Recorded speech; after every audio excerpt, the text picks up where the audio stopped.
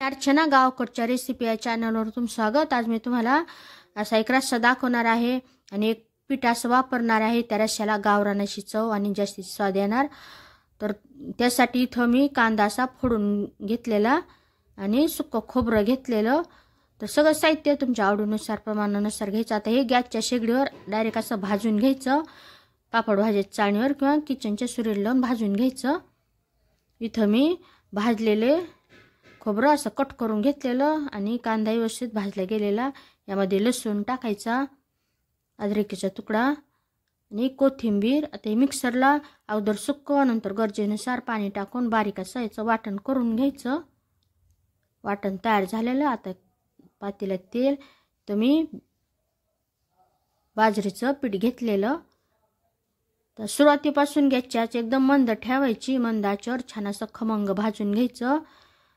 छान असा रंग बदलेपर्यंत, खमंग सुगंध सुटेपर्यंत भाजून घ्यायचं। तर छान असा रंग बदललेला आहे, खमंग असा सुगंध सुटलेला। यामध्ये आता हे जे वाटण बनवलेलं ते टाकायचं, छान असं परतून घ्यायचं आता। आणि गॅसची आच एकदम मंद ठेवायची, अजिबात वाढवायची नाही। यामध्ये आता हळद टाकायची, घरगुती मसाला, काळं तिखट व्यवस्थित असं परतून घ्यायचं। तर इथं तुम्ही यानंतर उकडलेलं मटण किंवा चिकन किंवा अंडे टाकू शकता, उकडलेले। छान असा रस्सा बनवू शकता।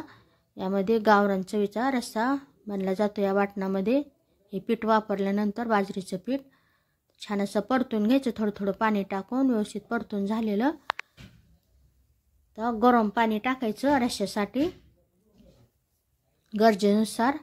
तर रस्सा तुम्ही असाही खाऊ शकता, छान असा।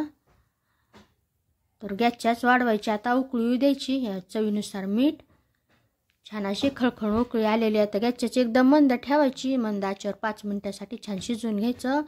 छान असं वाटण शिजलं जातं, बाजरीचं पीठ जे टाकलेलं ते व्यवस्थित शिजलं जातं। परतून तर भाजून तर व्यवस्थित घेतलेलंच आहे तेलामध्ये। ते 5 मिनिटासाठी मंद आचेवर ठेवून देऊ। आता इथं 5 मिनिटं झालेले, गॅस बंद करायचा। इथं जरी थोडंसं पातळसर वाटत असेल तर गॅस बंद केल्यानंतर काही थोडं किंचितसं कोमट झाल्यानंतर दाटसरपणा येतो, त्यामुळं प्रमाणातच टाकायचं बाजरीचं पीठ। तर असाही खायला छान, किंवा चिकन मटण उकडलेले यामध्ये टाकायचं, अंडे उकडलेले टाकायचे। छान असा खमंग गावरान चवीचा रस्सा झणझणीत असा बनतो बाजरीचं पीठ वापरून। तर नक्की बनवून पहा, कसं वाटलं तेही मला कमेंटमध्ये सांगा। अशा माझ्या साध्या सोप्या पण चविष्ट अशा रेसिपी आवडत असतील तर माझ्या चॅनलला सबस्क्राईब करा। चॅनलवरच्या बाकी रेसिपीजही आवडल्या तर त्यांनाही लाईक करा।